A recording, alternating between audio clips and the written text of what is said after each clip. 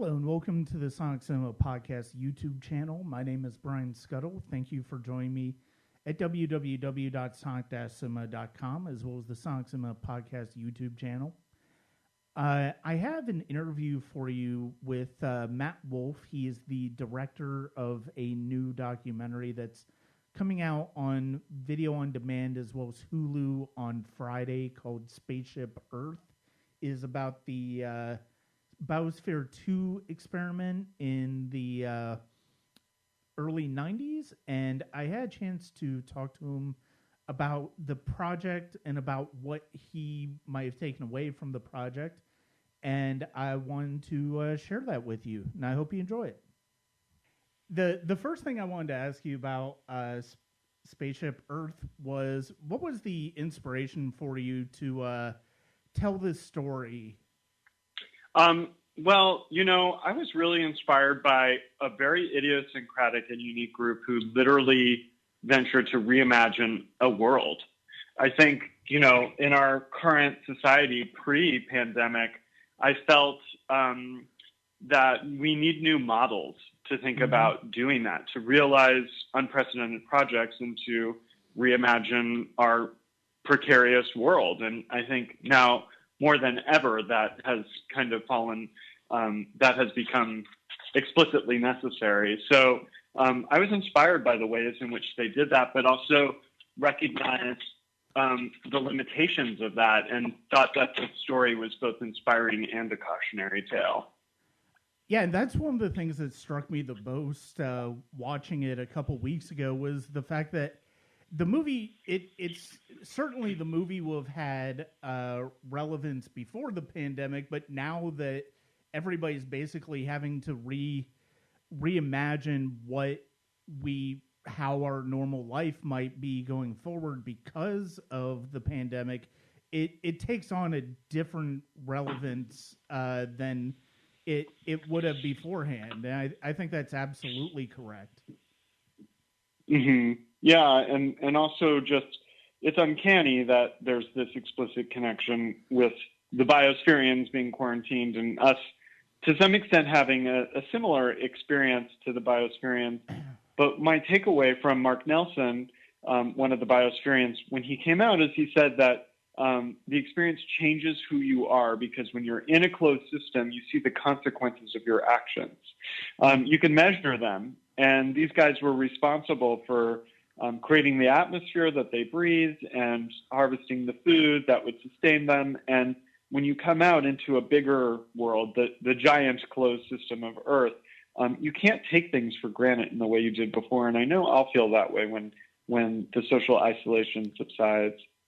Yeah, and I think one of the most compelling aspects of the film for me and of the Biosphere 2 project was the fact that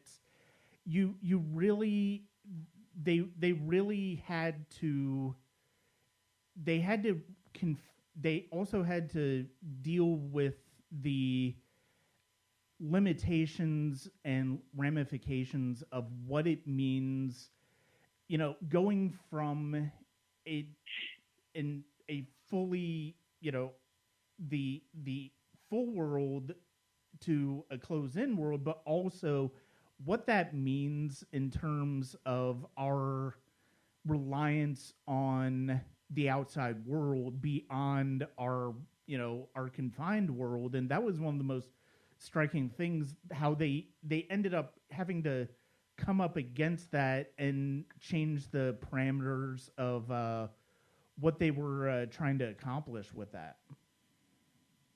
Yeah, totally. They were faced with emergency situations and they had to react to them because they all had a deep commitment to seeing this through for a full 2 years. I think people forget that they certainly had the option to leave if they were sick of each other or couldn't stand the conditions inside, but nobody left, even if they weren't getting along and were deeply frustrated and harshly criticized.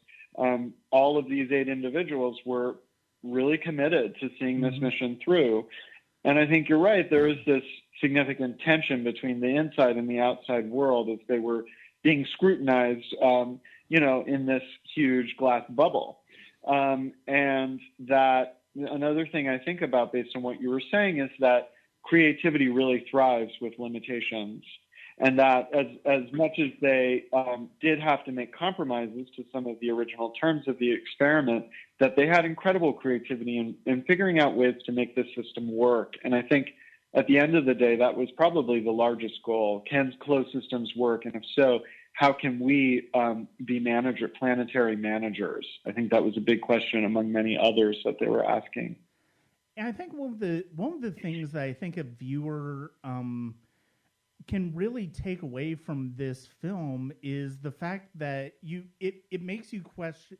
You can't help but question whether, because obviously to the outside world at the time, there's a large part of the outside world that sort of saw this as this experiment as a failure and almost as a farce to a certain extent. But I can't help but think that it was successful in one way, which is to show us it got us. It can't help but get you thinking about what it would require to live in an environment like that, and what basically that's just the first step. And naturally that first step is going to have, stumbles along the way, but also it leads you to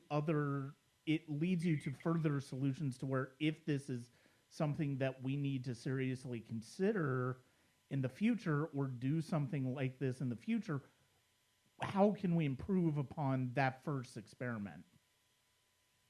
Yeah, I think something that Freddie Dempster said to me, one of the synergists, is that you tend to learn the most when things don't go as planned. Mm-hmm. I think failure has always been part of the scientific enterprise. It's when things don't work, it gives you insights so that they can work, or things kind of not going as planned sometimes provide the most insights rather than everything working perfectly.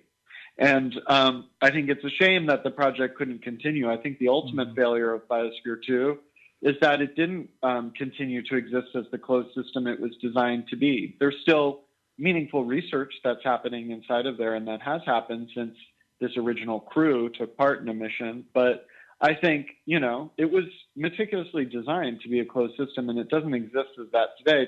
So to some extent, that I would say is a failure of the project. But in terms of the breaches of closure through the injection of oxygen and through Jane Poynter leaving to get medical attention for her finger, or I think the limited atmospheric support of a carbon scrubber, to me, those feel superficial in terms of the larger goals and vision of the project, and to me don't constitute a failure. If anything, they were necessary precautions that had to be made so that in future missions, people might be able to improve the system.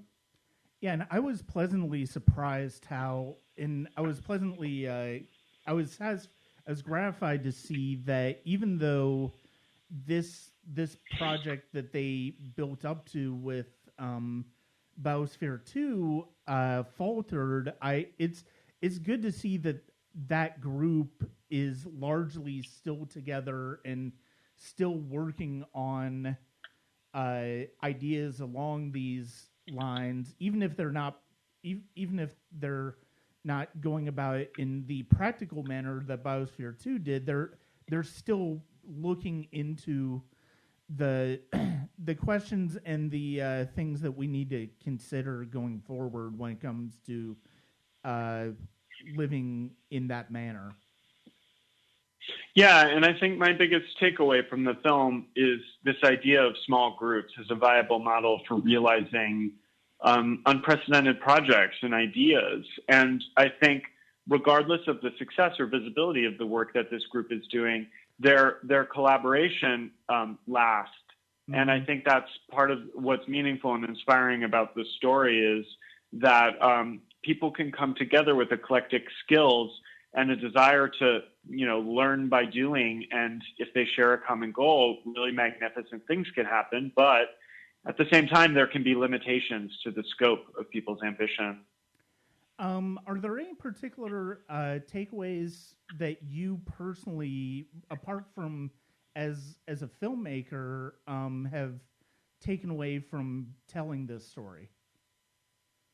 Well, one thing that really struck me was an encounter I had with the biosphere Linda Lay when she first took me through Biosphere 2. And we were in the rainforest biome, and she pointed to this enormous tree that was scraping against the glass ceiling of Biosphere 2. And she said, I planted that tree from a seed.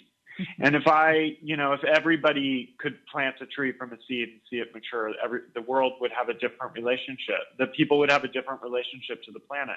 Mm-hmm. And I didn't come to this film as an environmentalist or have a particular interest in making a film about climate change, but that really shifted my perspective. And I imagine that other people who visited Biosphere 2 during the mission had that shift in their perspective of the larger world. And I think that's really critical today for us to really, in visceral and tangible senses, feel the impact of our actions and to feel a new sense of accountability to our world, which is now very clearly fragile. Mm-hmm. Well, I think that's all for me today, but thank you very much for not only telling this story, but for your time today. Thank you so much. Thank you.